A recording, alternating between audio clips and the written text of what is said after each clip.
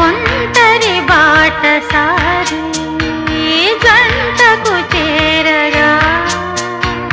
కంటికి పాపవైతే రెప్పగా మారనా తూరుపు నీవుగా